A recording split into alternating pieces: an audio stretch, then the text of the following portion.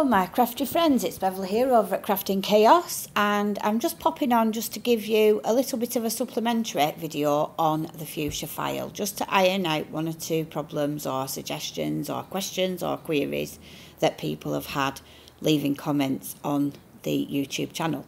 So what I'm going to do first of all is show you how to actually download the video, download the file. So what I've done is I've gone to beverleigh10.blogspot.com, which is my blog, and it should load up if you put that in to my latest entry, if you will, for the blog.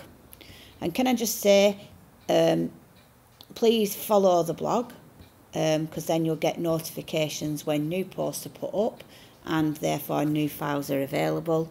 And I do sometimes put files on here that are not on YouTube, so it is worthwhile. So what I would do is scroll down, and you can see here links to the video. So if you click that, it will take you to YouTube, to that particular video for you to watch. There you can see it. I've got the sound off on my computer so you can't hear my title. But then if I go back to my blog by hitting the back arrow, I can see that underneath that we've also got the free files in FCM format and SVG format. And if you sneak down to the bottom, you'll see the next release, which is going to be this sort of, I think it looks a little bit like a poppy. And I've drawn it out on the scan and cut in brown using a really brown fine liner and coloured it in with some alcohol markers.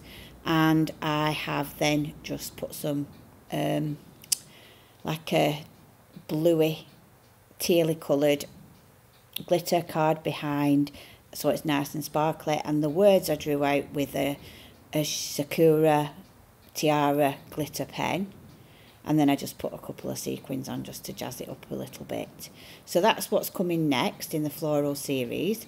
But getting back to the fuchsia, what you need to do is download, I would say download the SVG format, because that will show you the cut files in different colours. So it does help when you get it over onto your scan and cut. So it also will give you a preview if you select SVG, and you can use either. Then you're going to download, that will download to your box. Now it may well be sends it straight to your download folder, or you may be asked to specify where you'd like it to go. So once you've downloaded it, head over to Canvas Workspace, either on your computer or online. I'm online because it's easier than going to the offline and loading that one up, because I'm going from online to straight to Canvas. So I'm going to choose the file, and it'll be the last one that I downloaded. So if I get my things in a list, and it'll be that one. So I'm going to click OK, and then say OK within Canvas, and give it a few seconds for it to load up. It is quite a big file because you've got a lot of information for the drawing part, and I am just going to run through a couple of things with you. So now, once we've got it in, you can see that this part was made up of a few files. So you've got the backing file and also the backing plate. So I'm just going to send, and what I'm aiming to do is just get this one out of the way. So that one was just the one that we said would be the right size to fit behind here. This would be a drawing, your cutting file for just if you want to draw out the file and then cut it out and just stick it on your card as is, maybe creeping into the corner of a card, whatever. And do remember that if it's not the right orientation for you, say you want it creeping into that side, you can always flip it. So if we click on one and edit and flip that, and then if we flip the drawing file to match, when I just click on it and edit and flip that, don't try and flip them together because it won't let you, because it's not grouped. And then you could have it creeping down this side if you want. So remember, it's not fixed. Even though I've got them down this side, does not have to be that way. So if we drag this one off for now, we can see that this blue part here that's showing in blue is actually cutting and drawing. Now I want to make that a dedicated drawing file, which is why I would suggest you open it on your scan on your Canvas software first. Leave the fill function unchecked, and just make sure that for the line type you've got no line, because if you put lines in as well, it just adds a load more here and not a right lot anywhere else. and it just makes it so that you've hardly anything left to colour. Whereas when you take that out and have nothing in, you get some white space, so that really then you're just using these darker lines, if we zoom in, as a guidance to where the file would be naturally darker. Okay, so I'm going to click off that, and I'm just going to view and fit to the mat. So that's the first thing. So I've made that, clicked on that, go on to your properties box and make it a drawing file with no line colour, and then choose whatever colour you want for the fill. And I've just chosen blue. You could choose lilac, you could choose brown, anything you want, what's pleasing for you on the screen. And then, because remember, it's only going to draw whatever colour you put in your scan and cut pen holder. And this bit here that we've dragged off is the dedicated cutting file. Now, what I suggest you do before you send it over to your scan and cut is zoom right in, pick a point on this where you want to make sure it's lined up. So if I'm looking at this bit here, I'm looking to make sure that that red line is even just around that. And if it's even just around that, it should be even around everything. So then if I view and fit to mat, that should now be perfectly aligned, so that I can send that file across to the scan and cut. So I could delete this one and just send that one, and I could get it to draw it out, and I'd always draw it first and then get it to cut. That's like the way I would suggest you do it. And make sure you don't unload your mat or anything in between. Just make sure the only thing you do is remove your pen from the scan and cut, put your blade in and cut it so that it's in exactly the same place as it was when you started. Then there was a query about settings for the drawing and what I used. When I did the file and I drew mine out, I did it with several things actually. I've done it once with a quickie glue pen and I've embossed it. I've done it with, and I'll show you a video on that in the next video possibly, because I will be using my quickie glue pen, and I'll be showing you how to cheat the machine into believing it's got the foiling function, so it actually draws the file from the bottom up, so you don't get your rollers running over your glue while it's damp, while it's still sticky, which is what you need it to be for your embossing powder. So I'm going to be showing you that one. I've also drawn it out using a really cheap gel pen that I just got, a big massive set of them from Aldi. I wasn't really sure how good they were going to be. It might have been Aldi or Lidl a few months ago. And there was something like 50 different pens. Some were glitter, some were just ordinary gel. Some of them, I think, had like a metallic element. And they've been really good, and they draw beautifully in the scan and cut. So I've drawn some in that. And then the one that I coloured in, I actually drew using the the really fine liners that are like hexagonal shape, and the name's just defeating me at the minute. I think they might have been something like Rexel, or it's not that, but it's some Stedler I think it is. Stedler ultra fine liners. They're very, very thin pens, and what I did is just use the diagram to pack the pen so that it fit in the universal holder, and got it to draw with that in, and I've not had a problem. And I can do a video showing you how to set your machine up to do this.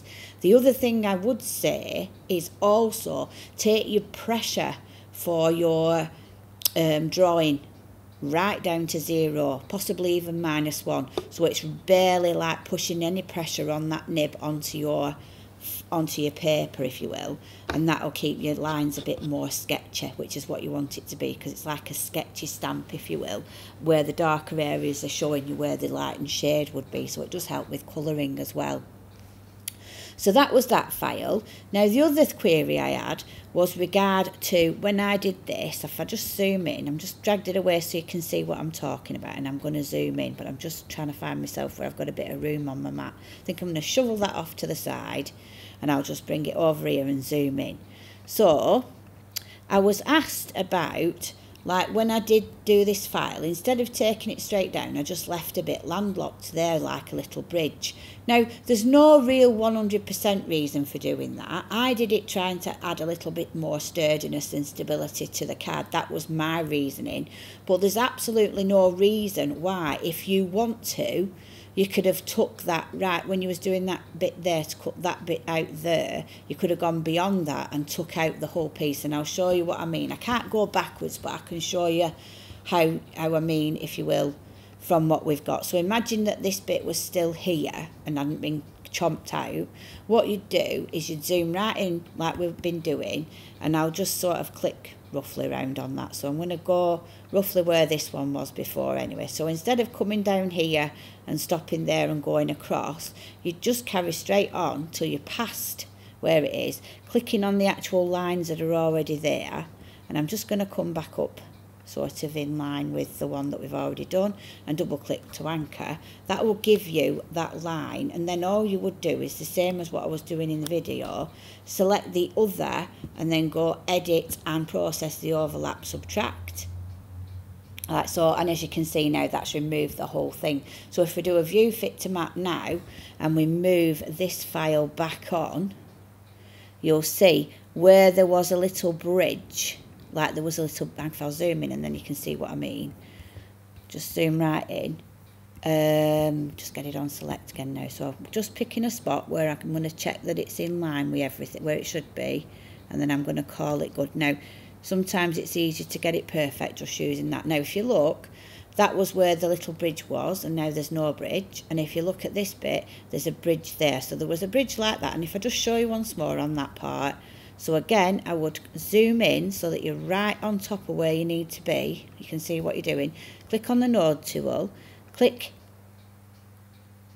and then hit the line that's already there, and then double click across. Then again, clicking on somewhere on this other part, make sure that we've got both parts selected. I'll just double check again. Need to zoom out and then I can see what I'm doing, because I can't see if I'm actually getting it or not. So I'm going to click on that, and hold my shift key down and click on the outer bit, go on edit and remove the overlap, and then that will get rid of that bridge. So there was somebody left a comment, was there a reason why I'd left them? Well, there wasn't really any main reason. The main reason I'd done it from my point of view was just so that I could try to give the card a bit more stability. But if you like the cleaner line, I'm just removing the other one here, because I don't need to save it. I can always just delete what I've got, and it's saved as the file online anyway. So again, all I've done, and you wouldn't do this after, you'd just do it all in one step. So when you were actually doing it up here, you'd go right beyond and so take out the whole thing.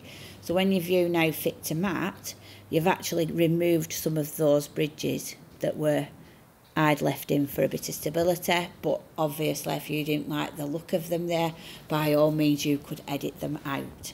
So I hope that's helped and ironed out a few of the issues people were asking about. So I would, in my opinion, would download it in the SVG format, because it's easier to, gives you the layers come up in different colours better, like the drawing layers blue in this case. This is a cutting file, so you can see all the different colours for the file, whereas if you just bring it in an FCM, it puts them all in the same colour. Then just double check, because sometimes the settings that I put on can disappear when I do the actual conversion to SVG. So I would make that just a cutting line, because I wouldn't want it to draw it as well. I also would want that as a cutting line. So all you're doing is just checking that you've got everything set up as it needs to be. So that's going to be a cutting line, and then the top part of that is going to be a drawing line, and then you're good to go. So then once you've got everything and you're happy with it, and you've made sure that all your file is lined up, so like I said, bringing it in and zooming right in, pick a point where you'll know that it's lined up, if you will. So once you know it's lined up in one position, once you know you're actually accurately lined up in one position. So I'm just looking at this piece here, and then if you just have a general look round, you can see everything else is now lined up, and then view, and I'm going to fit to mat so you can see. So that would be lined up, and I would then I wouldn't group it because you want it to be separate. So I would then decide, am I doing this one or am I doing this one? And do I want to cut that, or am I just going to cut it later? I cut mine afterward. I just included it so that if you wanted to, you could cut it out so you know it actually is going to fit underneath without it hanging over the edges. But if you're not wanting to do that, and this is the only bit that you want, I would then delete the parts that you don't want to send to your scan and cut, then click on download, and then either, it might take it a while, because like I say, these drawing files do have a lot of, and just ignore this, just say okay, and then either send it by direct Wi-Fi to your Scan and Cut if you have that facility available, or download it to your PC. Okay, that's it for this supplementary video. I've not really shown you a right lot new things, but hopefully we've ironed out a few of the problems that people might have been having when they've opened the file. So if you have, and this has been helpful, please like, share and subscribe. Please remember to leave comments about what sort of sentiments or words of sympathy or words of encouragement you might want me to include in the sentiment file that I'm going to create, and I'll try to include some of them. I'm not necessarily going to include them all in one file, but I can do several over the time that we're on the YouTube channel, so that you can download them in smaller increments, so you're not getting massive files each time. But I will try to include everybody's if I can. Alright, so that's it for now. Please like, share and subscribe, and I'll see you next time.